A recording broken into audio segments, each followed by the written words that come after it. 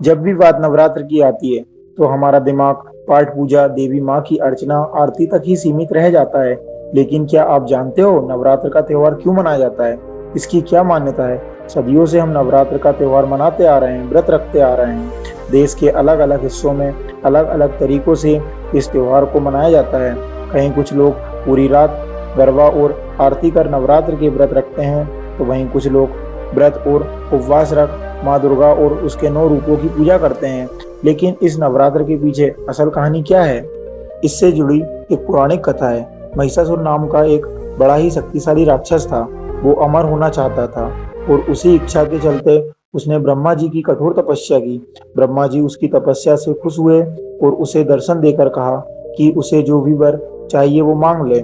महिषासुर ने अपने लिए अमर होने का वरदान मांगा।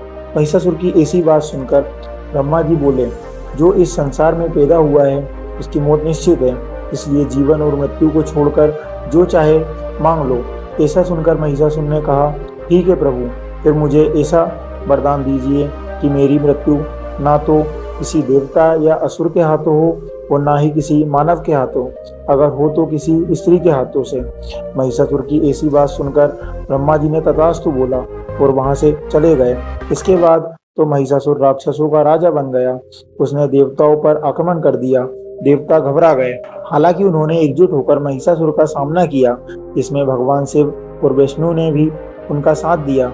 लेकिन महिषासुर के हाथों सभी को पराजय का सामना करना पड़ा और देवलोक पर महिषासुर का राज हो गया।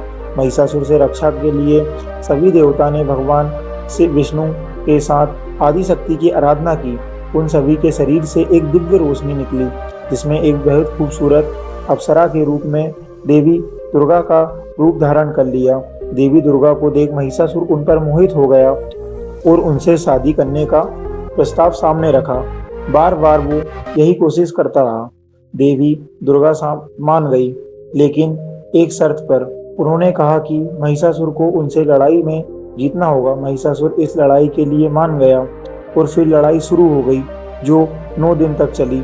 10वें दिन देवी दुर्गा ने महिषासुर का अंत कर दिया और तभी से नवरात्र का पर्व मनाया जाता है। दोस्तों, ये वीडियो आपको कैसे लगी? आपको कमेंट बॉक्स में ज़रूर बताएं। वीडियो पसंद आई हो तो लाइक शेयर सब्सक्राइब जरूर करें। Thank you.